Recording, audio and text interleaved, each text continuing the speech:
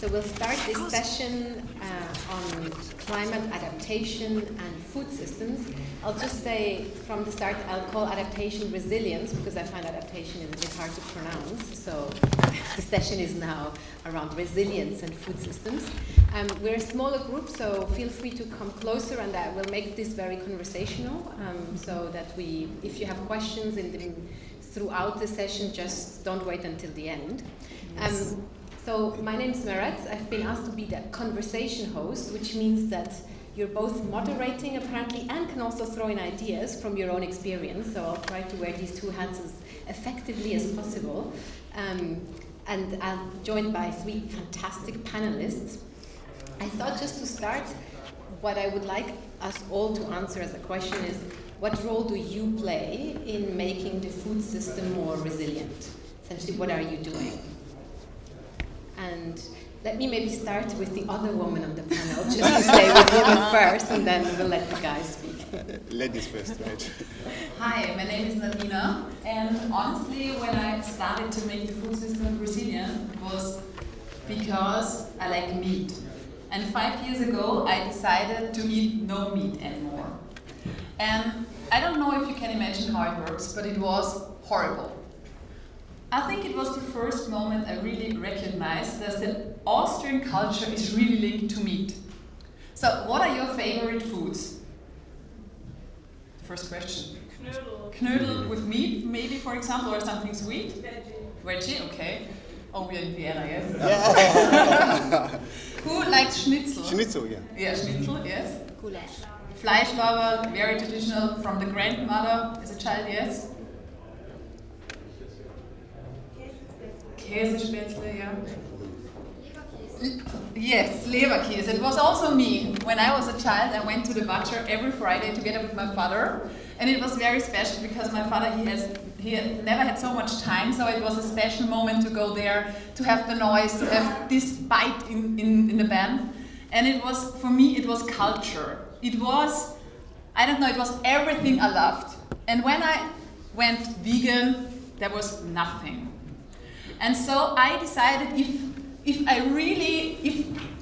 I think I understand people based on this because I like the meat or love the meat. And so I decided I want to have the Austrian culture, but really based on vegetables. And this idea 5 years ago, nobody was interested.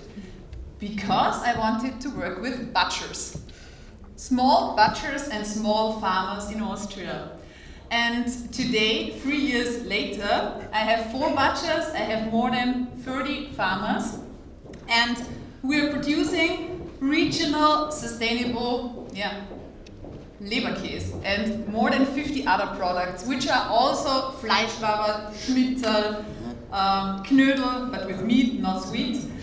Yes, and I think it makes it more resilient if we have the culture we love, but based on vegetables. So it was a long answer, so... Thank you. Super, thank you. Do you want to go next, Alois? Thank you, Meret, and good afternoon. My name is Alois Mhlanga, and I come from Zimbabwe, but I work with the United Nations here in Vienna, a United Nations Industrial Development Organization. With regards to food, it's complicated, but let me try to break it down into its small pieces. I lead UNIDO's work on climate tech innovation in Montreal Protocol. Let me start with the Montreal Protocol. How many of us had like a cold drink today? Yes. Like a fruit for breakfast? Yes. So everyone today has interacted with the work of the Montreal Protocol. The Montreal Protocol is the world's most successful global environment agreement that supports the transition of our air conditioning and refrigeration systems so that they can make use of refrigerants that reduce the depletion of the ozone layer. If the ozone layer is depleted, we have a lot of cancers, it influences fauna and the like. But what they also discovered more than 12 years ago is that as they were transitioning from refrigerants that causes the depletion of ozone layer, Those new refrigerants also had huge global warming potential. So it talks to climate change. At a global level, we have almost 1.3 billion people without access to sustainable cooling. The temperature is going up in Vienna. Every other house will need some form of air conditioning system. So we work with developing countries to support the cold chains to enable us to have the fruits, the vegetables, the milk that we have in the morning available and accessible to us at an affordable price. So we support the transitioning of a cold chain in developing countries to comply with the obligation of the Montreal Protocol. That's part of 50% of my work. The other work that we do is recognizing that at a global level, developing countries, food systems, energy and water systems are severely affected by the impact of climate change. The adaptation financing gap, which is the gap between the money that is going into climate adaptation and the money that is required, is almost $500 billion every year. There is no way that developing countries can actually invest in their own adaptation and resilience. So we are working to implement projects that unlock the role of private sector to invest in the resilience of food systems in developing countries.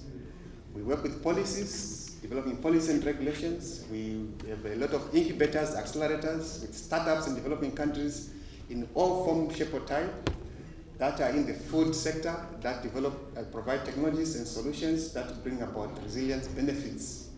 We have supported people who are in vertical agriculture, people in aquaculture, people who are doing parameter insurance in different countries so that their solutions can not only be developed but also commercialized and scaled up. But by the deployment of those solutions, they are then able to provide adaptation and resilience benefits to the avocados that we eat today, to the bananas that we eat today. It also takes solutions that are very, very local. So this sort of sums up the work that we do in terms of the cold chain, developing the cold chain, but supporting entrepreneurs, innovators in developing countries to develop their solutions that bring about adaptation and resilience benefits to developing countries and to the food systems that we eat here. Thank you. As you see, Alois has a very broad portfolio. We'll come back to it. Markus? I'm really happy that you gave a really long introduction to the topic, so I don't need to feel shy now and also share from my side. So I'm basically here wearing two hats. On the one hand, I'm co-founder and CEO of INOCO. INOCO is a software as a service startup that helps grocery retailers and food and beverage brands to assess the impact of their thousands of food and beverage products, while also optimizing the portfolio from a climate but also resilience perspective.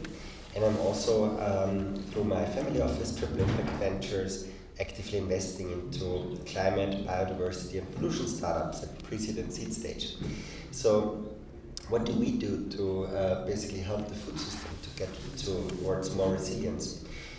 We as INOCO, from an INOCO perspective, we really work on integrating product sustainability as a new competitive dimension into the food system. So what our goal ultimately is we want the retailers to not only look at the price of a product and to look at the quality of a product, but to also be able to, for example, promote more sustainable products to a stronger extent than less sustainable ones.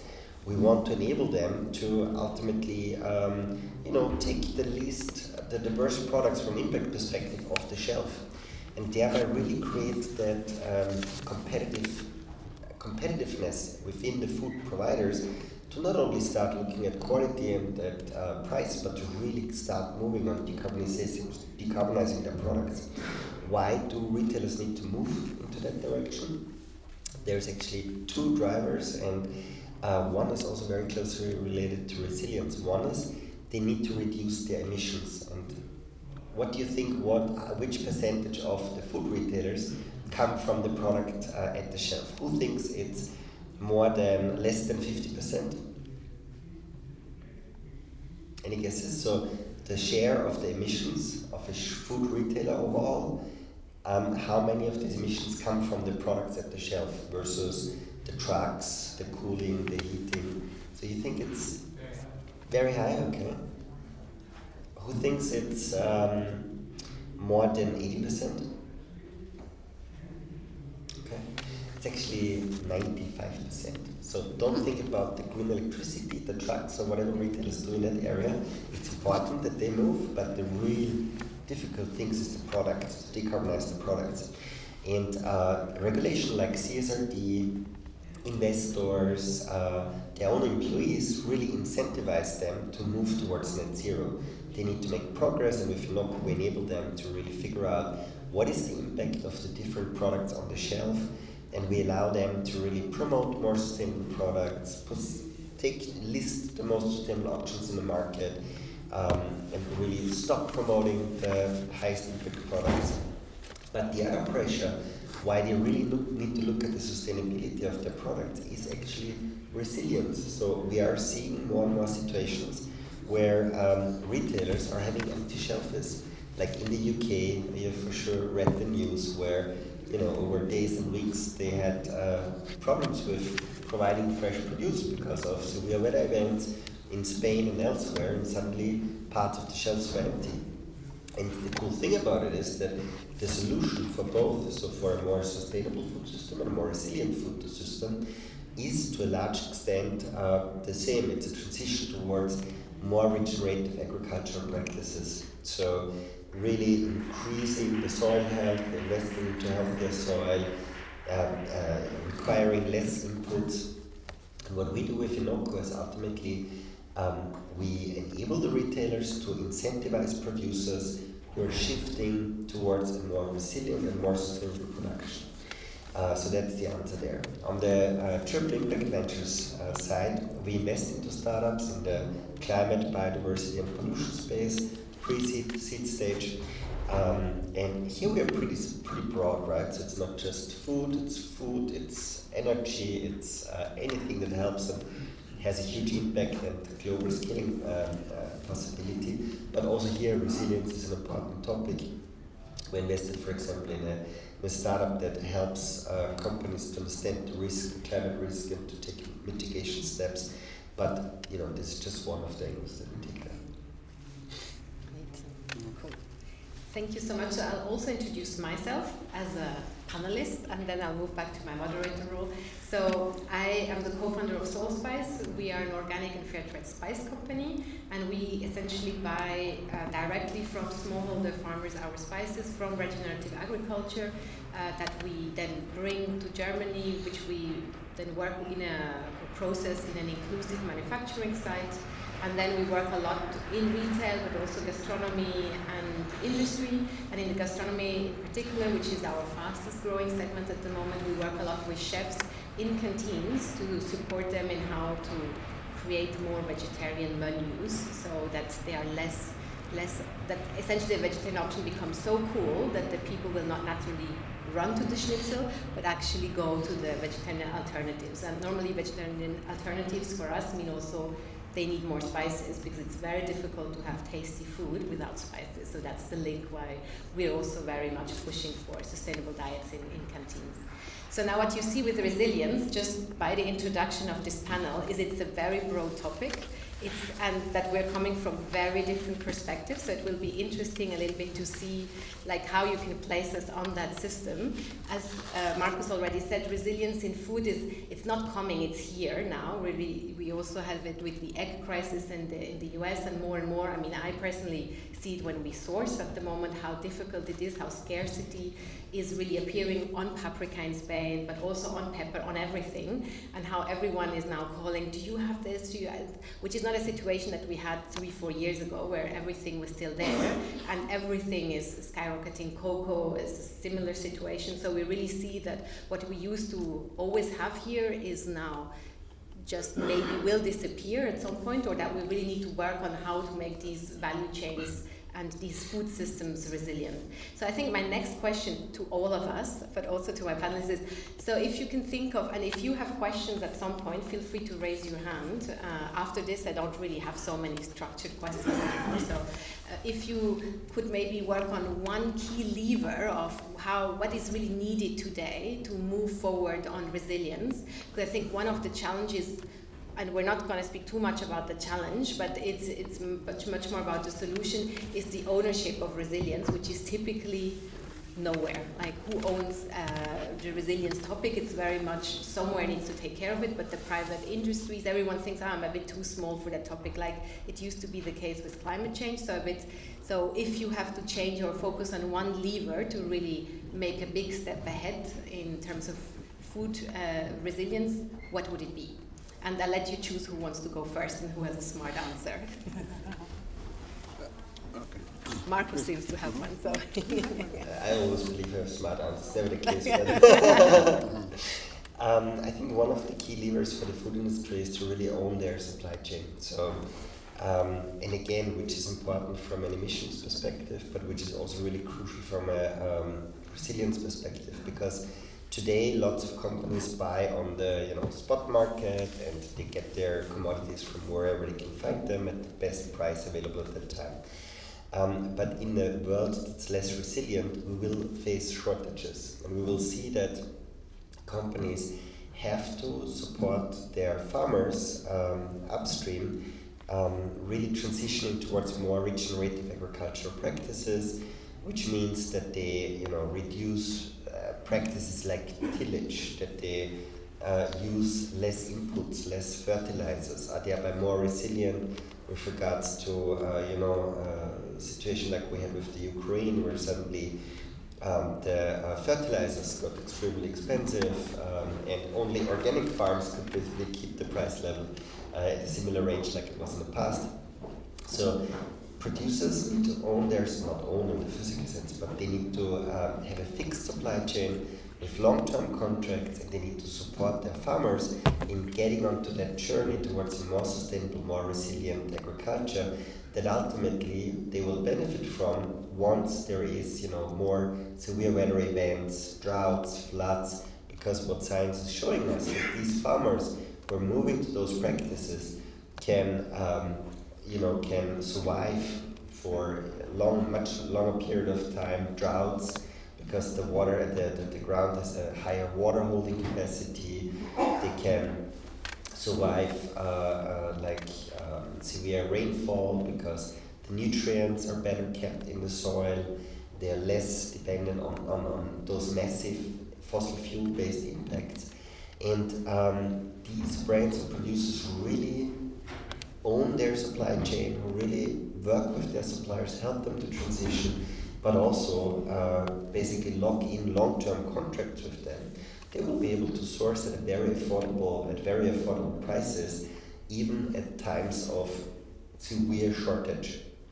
Those will be that's for me the main lever, how we can really move towards a more resilient and at the same time more climate-friendly food system by changing the way how food ingredients are procured today.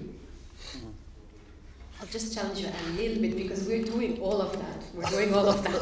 And the reality is, and not to say that I don't agree, I obviously 100%, 200% agree that this is what we should do. The reality is, when you're doing all of that, you still see that if there is a natural catastrophe in Spain, to take that example, even our great farmers are not protected from the floods. And that's the same that we saw in Kerala with our pepper farmers a couple of years ago. Was the same. They were also affected because the ecosystem around is not resilient. So even if you have regenerative farmers and farmers that you work with, they're not de facto they're not operating in a bubble. And certainly you're not protecting against price increases, because the farmers are very smart people, and you cannot say, even if you have long-term partnerships, they're like, look, my friend, if this guy comes and pays me twice or three times the money, then you also need to pay that. So just to slightly, it's not so easy, but I still agree that this should be the way forward. I agree with you on the first point. So in addition to doing that, you also need to basically balance your portfolio of suppliers from a geographic perspective, other risk factors. And on the second topic, I really believe not only into long-term partnerships, but into long-term contracts, where you basically guarantee your suppliers, or you have a multi-year contract where you agree with them on the price in the long term, and really decouple yourself from these fluctuations. I think that's the way to go, because that's the only way how you can potentially pay them now a little bit more so that they can invest into more resilient farming practices, while then benefit when shit hits the fan and the crisis is there. But yeah, it's for sure not the only solution there. You need to be mobilized. So yes, let's hear from the other side of the panel. What are your big levers? Thank you. Thank you. I think climate information systems are central to all that we do on climate investment and climate adaptation and resilience. In a lot of developing countries, we take it for granted that there is some climate information system available for us to develop our business. It's just not there, right? And it talks to all the possible interventions that we can have across all the food value chains. The farmers, they need that information to be available, accessible, so that they can actually predict which kind of maize seed they should plant, right? Whether they should actually invest in a drought-resistant or drought-resilient variety of the crop, that they should plant. We also need the same climate information system to inform central government policy planning. Because this is from central government that you are able to design policies on agricultural development, policies on health, which is also affected by climate change, policies on water systems, policies, programs, and projects on energy, which is also affected by climate change, which also affects food systems, right? If you want to invest in a sort of a maize development program or a farm in Malawi, and you have $5 million of private investment to provide, you need to actually do a climate risk vulnerability assessment of that place, what extent is going to be affected by climate change. The investment that we are making actually not climate blind. It is also about how the harvesting of my mangoes is connected to the price in the market. So we see climate information as the basis across which all the work that we do on adaptation and resilience important. It also goes to any private investment into any adaptation and resilience venture. You need to be able to quantify the benefits. So you need to be able to say, under what climate scenario is my maize product going to fail? If there is a flood of this extent, can I still grow maize? Or I just need to move? Is it now incremental or transformational adaptation that is required? So I see the availability, accessibility of interoperable climate information in developing countries as very, very important. The cost of data in developing countries is so huge, so high. There are a lot of innovations around the availability of climate information that actually bring about the climate resilience. We have a lot of platforms that manipulate climate data to provide services where farmers and investors can sort of interact. So without this climate information in developing countries, it is very difficult to actually develop climate adaptation and resilient food systems, because you need to be able to quantify the risk. You need to be able to then, on the basis of that quantification, mobilize investment. So in my view, availability of climate information systems in developing countries is quite central. Thank you. So I try to give a short answer because my first answer was also very, very long. So for me, from my point of view as a very small startup, and my mission is really focused on mostly Austria, I think there are two things. We need to increase the knowledge and to get more critical customers. This is very important for me, based on the fact that I have vegan products. Most of the people, if you talk to meat, what are the pictures you have in mind? Just tell me, what is the picture if you think how to live a cow, how does a cow live in Austria, or a pig? What do you think? Where does the animal live? Heidi pictures with little cows on the mountains. Yeah. That's yeah. What are they eating? Exclusively grass. Exclusively grass. And how long they are living? Forever. Forever. Yeah. But most of the people, they have something in mind if I'm talking about these animals. If I'm talking about vegan stuff, what is what you have in mind? Industrial soy. Yeah, yes, of course. Rainforest. Yeah. What do you have in mind? Peas. Peas, yeah? Yeah. And I think you are very advanced in what you are now saying. That means most of the people, my products are very expensive based on the fact that I'm working with small farmers in Austria, based on the fact that I'm working with small butchers, based on the fact I'm more expensive than all the industrial product. That means I need to have customer who ask the questions, where is the product from? Who has made the product? Which ingredients are in this product? I think, and it's also, I think, my topic as a founder of a startup, to educate people. Not just always saying the politics is responsible, the supermarket is responsible, the farmer is responsible, everybody is responsible, but not me. I think we all need to take this responsibility and to try to have critical consumers as possible, so that they ask good questions and that they motivate me as a founder to get always better, to find better producers, to find more farmers. I think this is one thing, of course, and this is the other thing. In Austria, for example, we are not proud of our plant farmers. We are not proud. We are always talking about animals. If you talk to the Landwirtschaftskammer Bauernbund, the big topics are porks, milk, cheese. This is what Austria is. And for me as a small startup, and I need to find good producers, they ask me, and I say, please contact the Bauernbund, please contact all the political institutions. And what do you think they get for an answer? Nothing. They get no answer. That means our system is not motivated to get more farmers which produce the future ingredients which are necessary.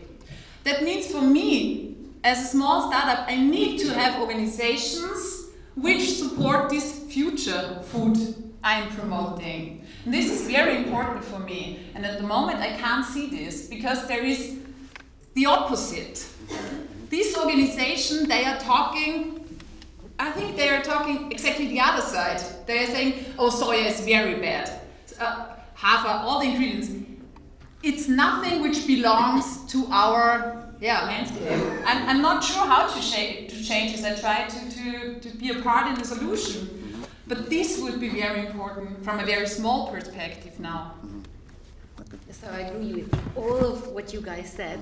Maybe just to add, I think indeed what feels difficult also as an entrepreneur is that you're really fighting against the system. I mean, the system really supports still largely carbon-intensive value chains, and also I see it even next to our regenerative farms, which we pay a lot of money to cultivate regenerative pepper.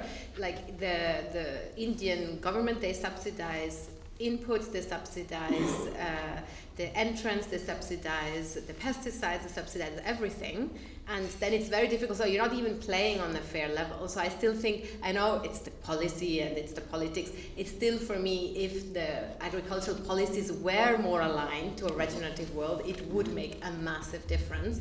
It would make us not feeling like we're resisting, it would feel like we are pioneering into the right, and that we're supported by the system. And at the moment, that's certainly one thing I don't see. But I completely agree that consumer, ultimately, the politics will only move if consumer asks for it. So, and this is how can we all trigger this demand and saying, no, we want more sustainable, we want to see the origin, it's a standard that you need to declare where things are coming from and so on. That, of course, are all things that help people who are already doing things right. I mean, this is really, the vision that we try to bring to life with Inoko by enabling the grocery retailers to assess the impact of their tens of thousands of products on climate, but we have further impact dimensions lined up, like biodiversity, like animal welfare, like social, where ultimately you as a consumer can see either on the product or on the product detail page within the online shop a label from dark green to dark red, where you see how is that product performing from a climate, biodiversity, animal welfare space, where you can scan a QR code and then learn more about how was this product produced, what are the benefits of, you know, the pepper that was grown under more regenerative agricultural practices versus the conventional pepper.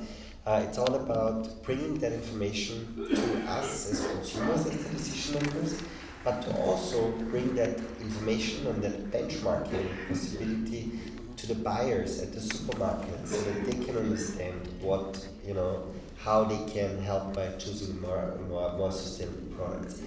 I just wanted to link what you said back to the resilience topic, because I think that an increase in plant-based consumption is a key development towards a more resilient food system. Why?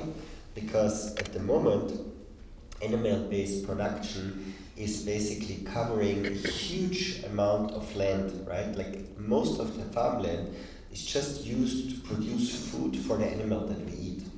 And this system is under massive pressure, right? And this system doesn't really have the leeways to to survive those shocks that we're going to basically encounter more and more often, where we see that production is heavily influenced by droughts, by massive rainfall, but by shifting, us as consumers shifting towards a more plant-based diet, we don't all need to go vegan. If you want, if you do so, please do so, amazing, yeah, but it's already enough if you reduce your meat consumption to maybe once a week, and if you choose organic ideally, and I know that's something we can still argue about, but it would be a massive step already, and that at the same time opens up a lot of land for, on the one hand, more plant-based production, but also gives us kind of a little bit more leeway to then absorb such kind of shocks without having,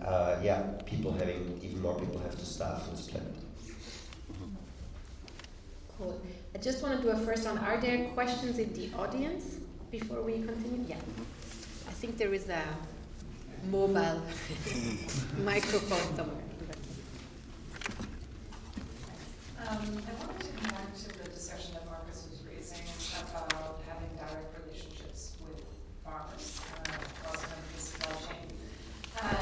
And just to ask the question, does that mean it would be best if we decommoditize global trade when it comes to the core commodities that feed most of us around the world, or would that create inefficiencies which the food system as we currently handle it, or as we currently know it, would be I also have some thoughts on this. I'll let Markus go first.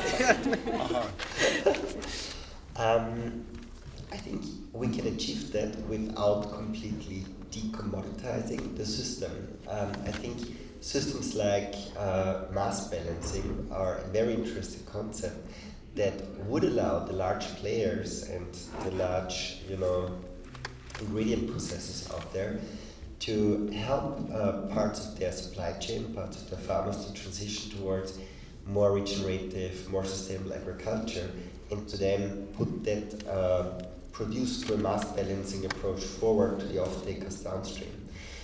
So we don't need to really, in the way you do it, that's great, but it's a very expensive way, and I agree it's not like a globally scalable solution that every spice or whatever retailer knows their individual farmers, but I truly believe that in the existing system, those large commodity traders and producers can, through mass balancing approach, increase the quantity of farmers who transition towards more resilient and climate-friendly agriculture, sell these kind of producers on a mass balance-based approach to off-takers in the long term. In this way, really at scale, we can achieve that shift in the food system without having to think about those very idealistic and not very realistic view, and therefore it's a very good question that you asked. I would just complement that a little bit. I agree it cannot be done everywhere, but I do think at least it is indeed our strategy to decommoditize, because we feel that's how we can really pay a premium to the farmers. It's true it's not possible everywhere, but I think you don't necessarily need to decommoditize everything to add transparency and to really digitize value chains way more, be way more open where things are coming from, way more traceable on the quality of the soils that are grown. And I think particularly when it comes to soil erosion, which are widely used, let's say the traditional agriculture, which leads to that in Europe and also in countries like Vietnam, these can be stopped even without decommoditizing everything or massively reduced by just asking some minimum standards of production, particularly also for plant-based stuff. Not sure whether the other side of the panel you also have thoughts on this question, or on whether you want to move on to something else. I see, Alois, you're taking a lot of notes, and so maybe you have plenty of thoughts. I have nothing to add to that because I think it's an issue which we, to some extent, only in a limited way interact with. My argument there is that the global trade system, the way it is also an opportunity for developing countries to sell their produce to developed countries. So I hope whatever changes that you are proposing would also enable countries to also fulfill their development aspirations by being able to capitalize on their unique competitive advantage in terms of landmass and climate to be able to sell products to the global market. But on the decommoditization thing, I will not be able to interact with that. Thank you. Sorry, one more thought. I don't have a voice but can't stop talking. I don't know what's wrong with it. So we co-initiated the European Sustainable Food Coalition. It's a coalition that's supported by very large grocery retailers like Schwarz Group, like Rewe, like Alois and others, as well as farm-level impact assessment solution providers. These are Cool Farm Tool or Klim, Greener, Improving, and so on, as well as product impact assessment solution players like Inoko.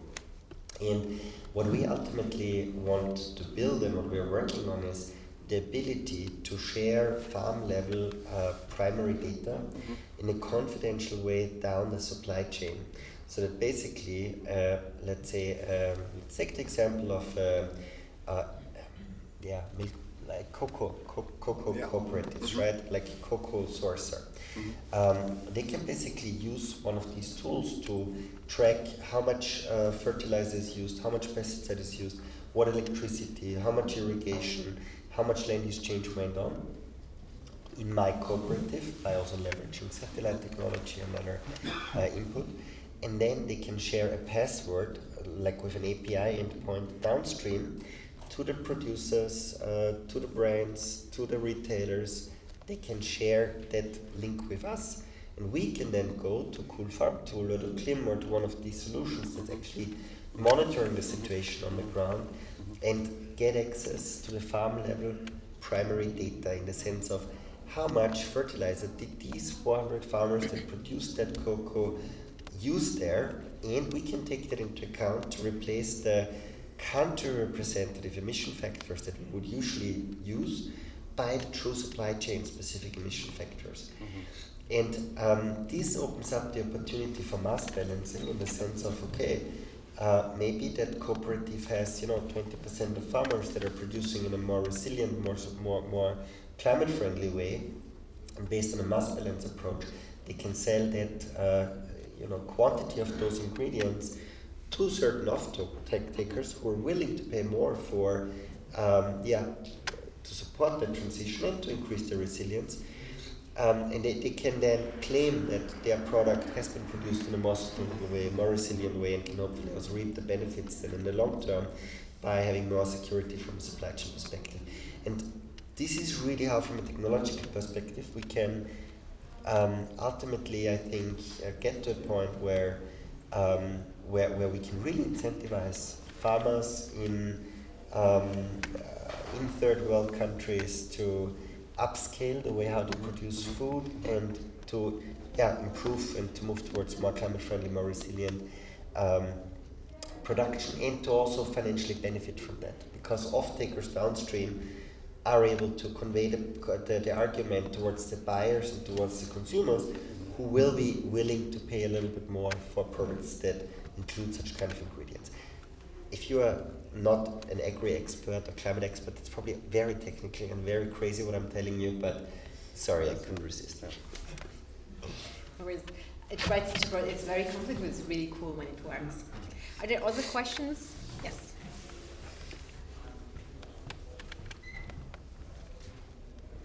Hi everyone, thanks for the discussion so far. I wanted to come back to consumers and push back a little bit on the need for more critical consumers for a number of reasons. One, food is extraordinarily personal. It's very hard to tell anyone what they should eat. Two, everyone is rich and poor is very time poor these days, so convenience rules. So even if there is a QR code, you're rushing to do your groceries between chores and work and everything, you're really going to whip out your phone and scan it. And the third is cost of living is increasing. We spend less on food now than we ever have, but also housing, healthcare, education are getting more and more expensive all the time. People feel precarious. In that context, if we're trying to shift responsible consumption, how can we be clever about it? Are there alternative ways to bring people along, make it attractive, not lecturing, realizing that there's all this stuff that's working against us?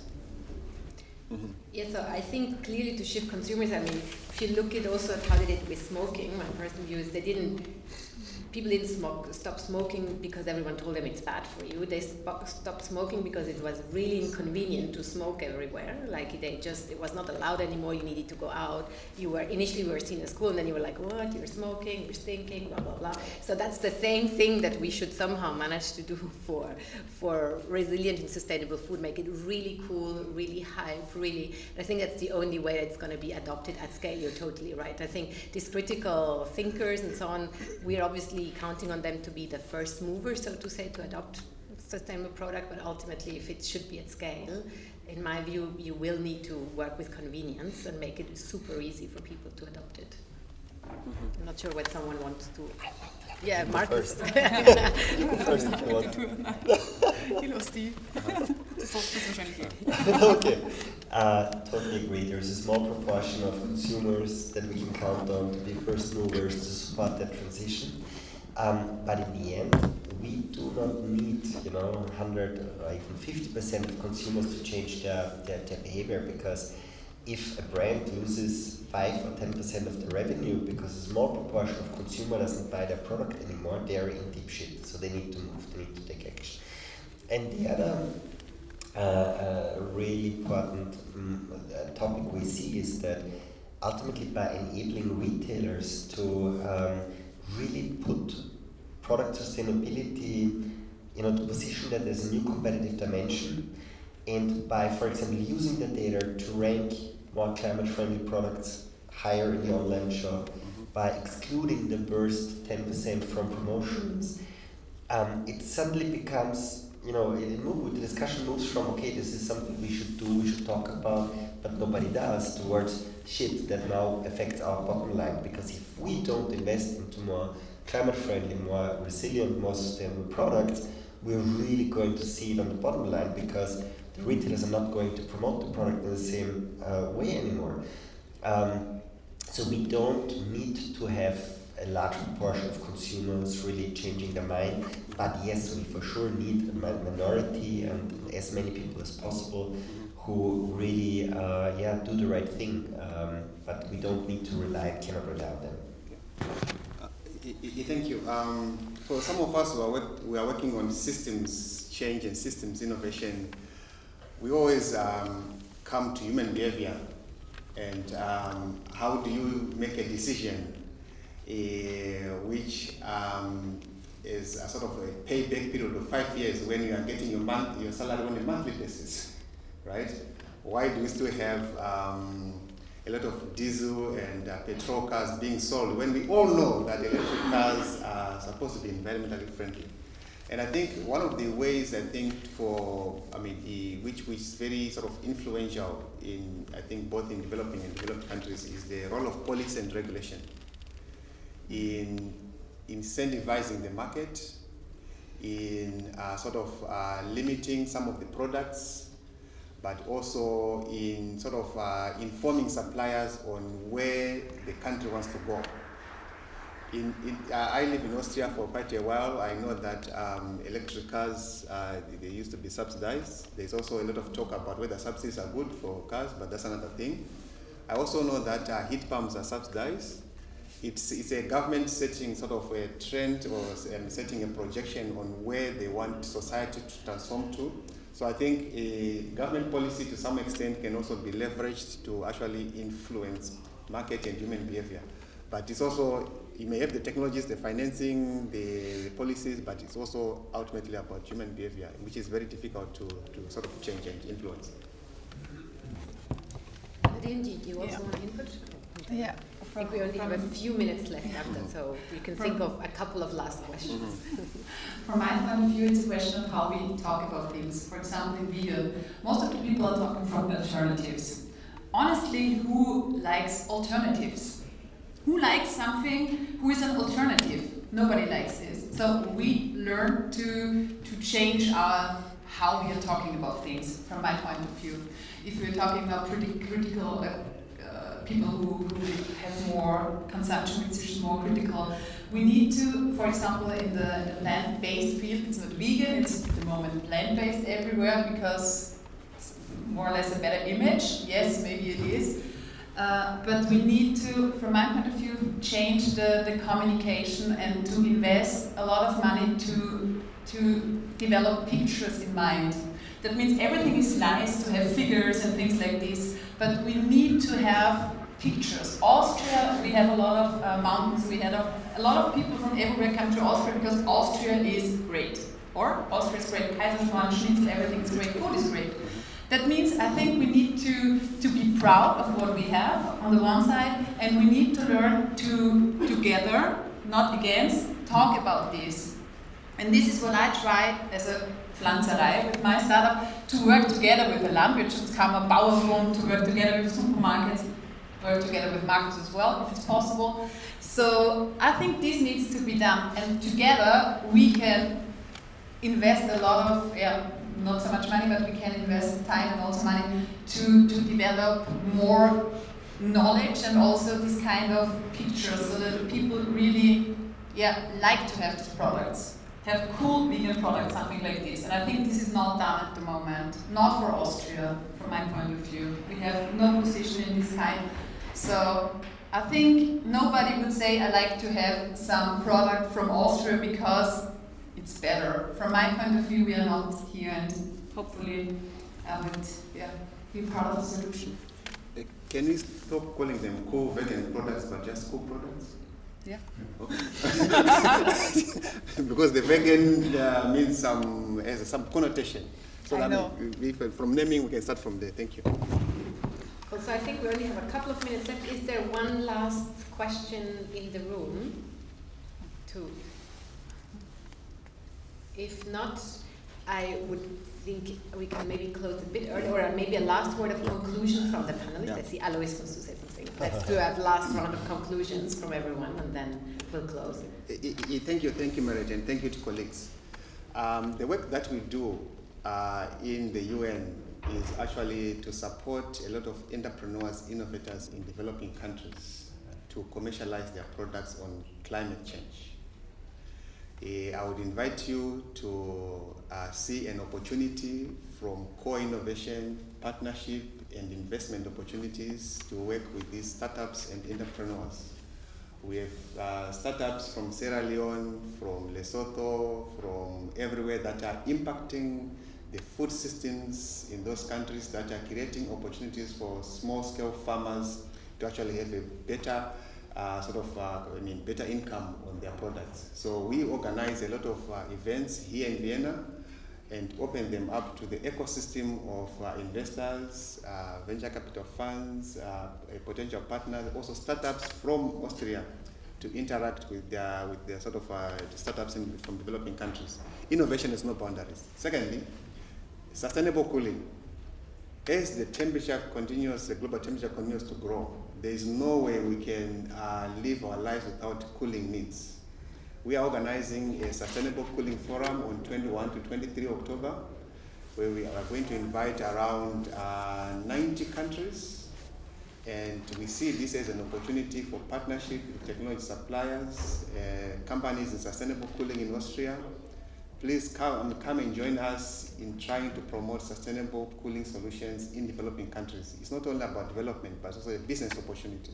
So I look forward to collaborating with you as we try to provide solutions and technologies that bring about change in climate change, but also sustainable cooling. Thank you. Do you also want to have a couple of last words, Nadina? Last words. Hopefully it's not necessary with last words. Final words for this panel. I think from my point of view, and this is one of the questions which I very often, I don't know why, do you think all the people will get vegan? And from my point of view, no. No, it's not possible. Not all of us got vegan, but I think we need to understand that what we consume has an effect and an impact. And this is the feeling of, if you decide to buy something, you're responsible for something. I think this is very important, that all of us make a contribution to this feeling, that all the people have the feeling that the decision matters. I want to just build on that and basically invite every one of us to really see ourselves in all the roles we have, that we can have impact. As a consumer, as Nadine just said, we can really choose if we eat meat from mass animal factory and where animals are tortured, or if we deliberately choose, to go for an organic product for certain circumstances. We can, as team members for the company, or as an employee for a company that we work for, we can choose whether we are working for a company that's part of the problem or for a company like Noco that's part of the solution. So you have a massive lever by the time, your work time that you spend. As a voter, you have a lot of influence, and you mentioned government, although I don't have too much hope, especially looking at some the local European governments, that there will be much change coming from there. You have influence as an investor with the money, where you put your money, where you invest your money. So we have a lot of levers, and I just want to build on what you said. I think we all should really be conscious about the impact we can have with our many little choices, and try to really use our lifetime to leave the world behind in a better way, and to really leverage the power that we have. I think that's something that really can change a lot if more and more of us act like that. Yeah, thank you very much. I think just to also build on what you said, what you saw is that we just saw very different viewpoints from these food systems going through, and how complementary they are. And I think exactly what you say, you're also part of that system just by every choice that you make. So if all of us work together, I think working together in collaboration in this system and supporting will allow us. Yesterday there was a very good speech of, forgot the name of the person, but who really said it's not about now just like decelerating how fast we're going into the wall. It's about avoiding the wall altogether, and that requires all of us to change systems. So I think it was nice to hear from all the panelists, like with their different viewpoints, what you can all do to make our food system more resilient. And thank you very much for joining us this afternoon.